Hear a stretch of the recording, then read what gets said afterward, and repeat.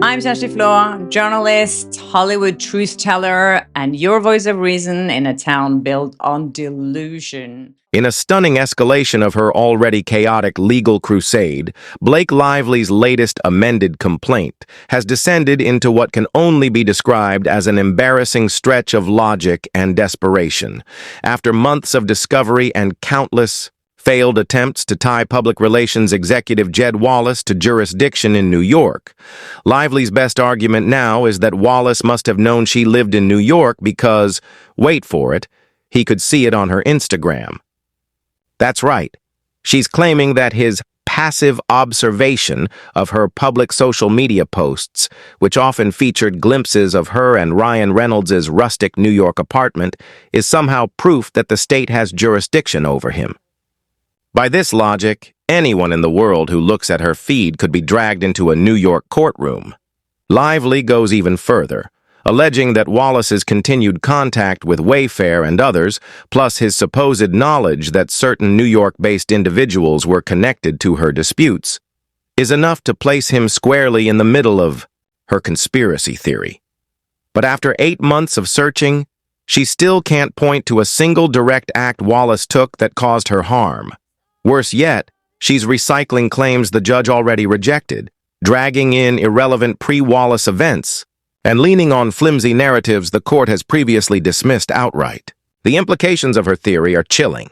If simply viewing her Instagram constitutes targeting New York, then anyone who follows or comments on her posts could become her next legal target, effectively weaponizing jurisdiction to silence critics and control speech. As if that wasn't enough, on the very day she filed this amended complaint, Wayfair dropped a bombshell. Newly revealed text messages between industry insiders Henry Grace, Ona, and Rob Sullivan that directly undercut Lively's long-running red herring defense about her 17-point agreement. In public, Lively has insisted the agreement had nothing to do with seizing control over the film adaptation of It Ends With Us, but the messages tell a different story. Discussions about editing authority, final scene approvals, and whether to keep the thrust in a sex scene, with Grace openly stating, "That's going to be a Blake call."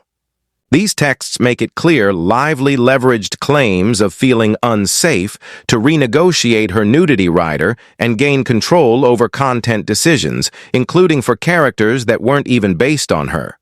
It's hard to reconcile this with her past career choices, especially given she portrayed a sexually active high school student for 6 years on Gossip Girl. Wayfair's position is simple. This wasn't about harassment, it was about control, and now they have the receipts. Meanwhile, another embarrassing revelation has surfaced. Lively's camp has long accused Melissa Nathan, Katie Cassis, Brianna Costello, and Jen Ale of running a defamatory website, Stephanie Jones Lies. But hosting records now show the site belonged to Courtney Engel, a former Jones Works employee who left the firm in 2023 and has no connection to TAG or any of the accused. This completely dismantles yet another prong of Lively's retaliatory narrative, exposing just how reckless and unfounded her accusations have become. In the end, her amended complaint reads less like a strategic legal filing and more like a stubborn refusal to accept reality. She's still chasing theories the court has already tossed, still trying to stretch jurisdiction beyond reason, and still burying herself deeper in public embarrassment. For every claim she makes, new evidence emerges that not only fails to support her story, but actively undermines it. Yet instead of stepping back, she doubles down, dragging 107 content creators into subpoenas, targeting perceived critics, and waging a war that now looks less like a fight for justice and more like an obsessive quest for control. Freedman has done something similar before, leaving a legacy of wins that shook Hollywood to its core. Take his involvement in cases against major networks and studios accused of stalling on payments or unfairly dismissing talent. In one case, he represented a prominent media executive in a battle that uncovered shocking financial practices within a billion-dollar corporation. What came next? settlements that changed how Hollywood contracts were written. If anyone can turn a celebrity scandal into an industry-wide reckoning, it's Freedman. But it may not stop at reputational damage. Behind the scenes, chatter indicates Freedman's team might possess evidence positioned to strike at the heart of the couple's money-making ventures. Deals with major companies or upcoming projects may be affected if claims of exploitation are substantiated. Brands rarely want their names entangled in messy creator disputes. For Lively and Reynolds, the stakes are immense, and Freedman knows it. What makes this more than a typical legal battle is Freedman's ability to weaponize public attention. Everyone's watching now, and creators seem emboldened to step forward in light of the power couple's growing backlash. But the question remains, what lit the spark that pushed these creators to rebel? That's where things take an even darker turn. Now, this part's the most shocking. Now, before we get there, what is this document? Let's summarize what's happening here. So, this is a declaration of Kevin Fritz, one of Justice Justin's lawyers, attorney for Baldoni. He submitted this document yesterday in partial opposition to Blake Lively and the Jones parties to motion to amend the case management plan and scheduling order to extend the fact deadline, the motion, as you can see here. So basically, he's explained that Lively's deposition was scheduled on June 23rd, but was moved until July 17th, as we knew was sort of supposed to be earlier, and then it got pushed already. This was all confirmed by documents that Fritz exhibited, using emails, etc. Stephanie Jones was also given a notice on July 22nd. That's her publicist. I guess it was both her publicist at a certain point, but these are all things that were there. So, he points out Jones Party's CLA claim they are not available to conduct deposition on July 22nd. In response, I asked Jones Parties to advise as to when counsel has failed to propose any alternate date. So she's again putting this off, and not in a good way at all. But you know they expect all of us, including me, to just drop what we're doing and do it instantly. But meanwhile, they need more time. I need more time, Your Honor. I need more time. Your Honor, it wasn't one big bombshell that lit the spark. It was a series of moments, small offenses that compounded until creators couldn't stay silent any longer. For many, the trouble started with broken agreements, particularly in projects tied to Ryan Reynolds' business ventures. Sources close. To one creator, recall a deal involving promotional work for Aviation Gin, where promises of payment were delayed and eventually renegotiated for a smaller amount. That creator, feeling cornered, spoke to others in similar situations, and the picture they painted started to look less like bad luck and more like a pattern. Creators who've worked with the couple say the dynamic behind the scenes can be much colder than their warm, friendly public persona suggests. One stylist, who was part of Blake Lively's multiple lifestyle campaigns, reportedly admitted to feeling steamrolled by last-minute demands without additional compensation or credit. Blake, known for her near-perfect attention to detail, allegedly micromanaged every element of the shoot, but refused to acknowledge the creative team's input during media interviews afterward. According to whispers in industry circles, another creator claimed that Ryan Reynolds would often avoid direct communication with collaborators on his projects, delegating tough conversations to intermediate staff who failed to explain drastic changes. Over time, many creators said they felt reduced to tools rather than valued partners. This rebellion, however, isn't just a standalone act against one Hollywood couple. It's part of a growing call for creators to be treated fairly across the entertainment industry. For years, writers, designers, and production staff have voiced frustration over exploitation, but only recently have their platforms amplified their collective cries. Social media has played a huge role in making their grievances impossible to ignore. Anonymous posts on platforms like Reddit, along with TikToks from disillusioned freelancers, have outlined strikingly similar complaints about celebrities bypassing industry norms, undervaluing creative labor, or providing vague contractual terms. While these posts don't always name Lively or Reynolds specifically, the parallels to their alleged behavior are hard to miss.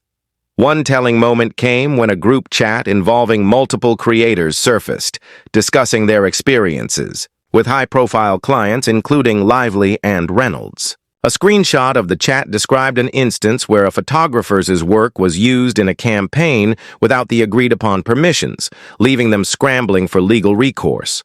Another freelancer described pitching concepts for a project only, to see those same ideas repurposed later without any offer of compensation. If these accounts hold weight, Bryan Freedman may already have a trove of supporting details to back the creator's claims.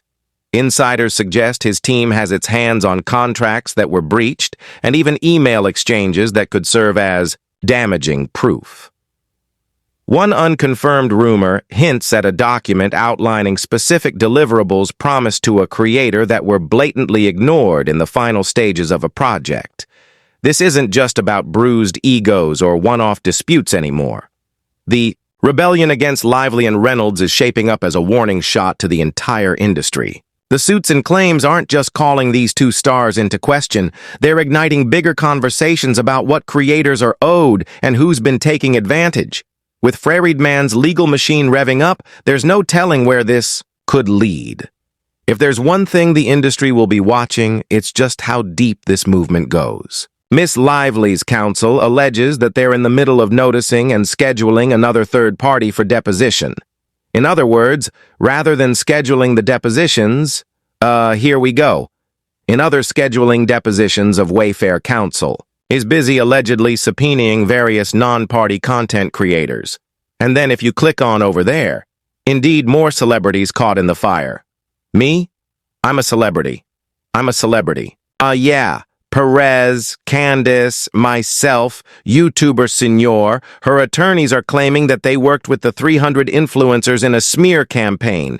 This is so defamatory, like that's what the media is taking it as. We are working with them as in a smear campaign. That's some serious allegations. Serious allegations implying that I did that when I didn't.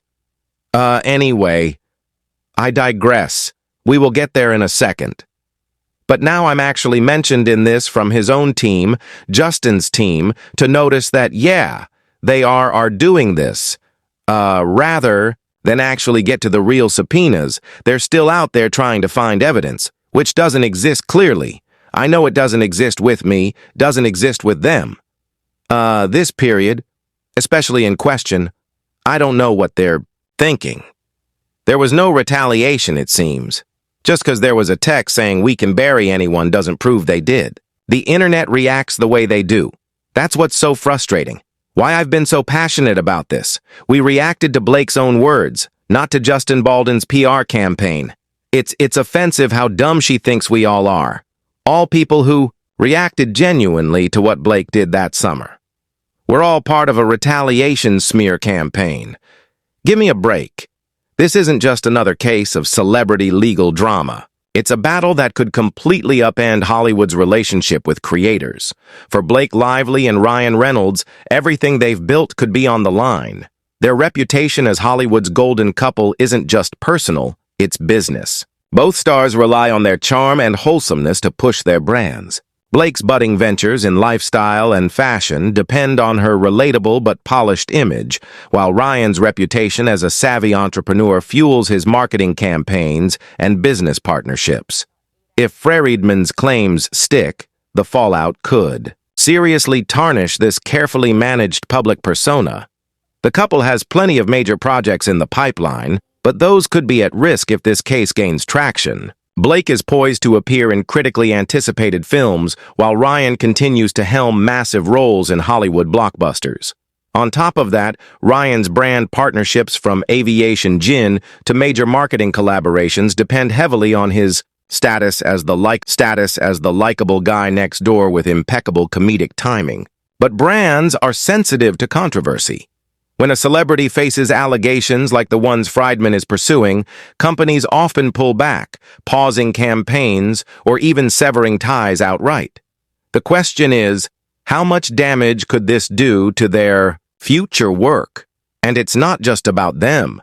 If Freedman manages to establish a precedent that creators can challenge even the most beloved figures in Hollywood, the ripple effects could hit far and wide. Think about Hollywood's power dynamics. For years, creators have been treated as replaceable, while big-name stars and studios pocketed the rewards.